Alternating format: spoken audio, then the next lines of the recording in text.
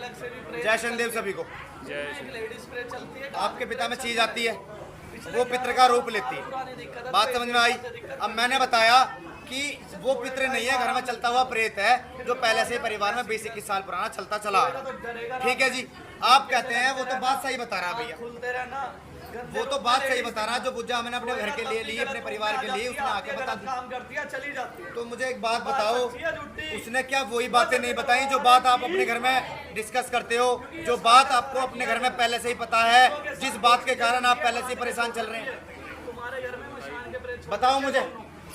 जिन बातों का डिस्कशन आप घर में करते हैं, जिन बातों की चर्चाएं आप घर में करते हैं, जिन समस्याओं से आप दुखी हैं, तो क्या उन बातों को आप स्वयं घर में बैठ के नहीं करते? तो उसने वही बातें बताई कि नहीं बताई?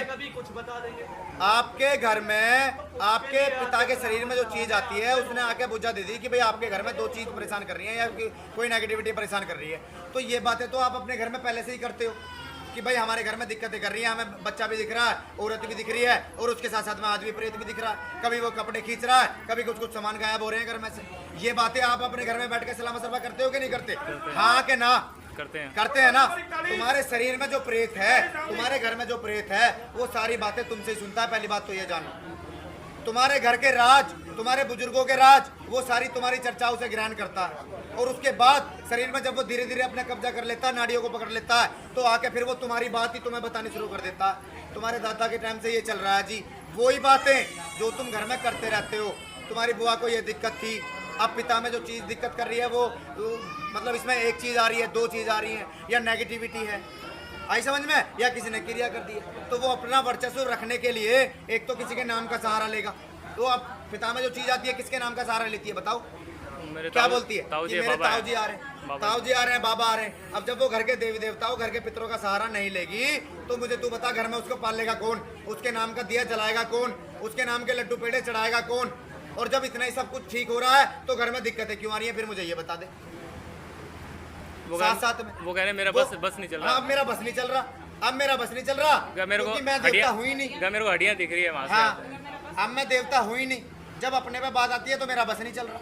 बात समझ में आ रही है? शरीर में आती हुई चीज मैं मना नहीं करता, किसी के शरीर में अच्छी तरंग नहीं आ सकती, बिल्कुल आ सकती है। आपकी भक्ति किसी भी लेवल की हो सकती है, उसमें कोई दिक्कत नहीं है।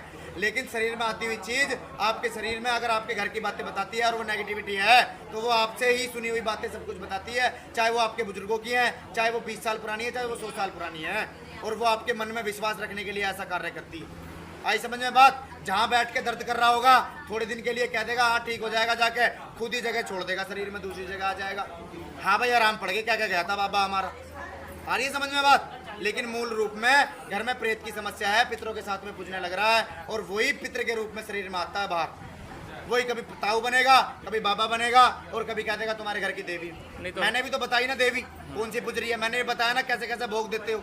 मैंने बताया ना हनुमान जी महाराज की पूजा कर रहा है, उसके पैरे दिख रहे हैं। पहले वो पूजा पिता ने करी है, फिर छोड़ दी और फिर तूने करनी शुरू करी है। तो मेरे को तो तूने नहीं सुनाई ना कहानी अपने घर की, मैंने बताया ना सारी बात ऐसे। तो मेरी तरफ से भूत प्रेत की समस्या है, पितृदोष की समस्या है। पिता में जो चीज खेलती है वो ना घर का पितर है और ना ही घर की देवी देवता है, वो मूल रूप में प्रेत है जो रूप लेता है तेरे ताऊ का और बाबा का।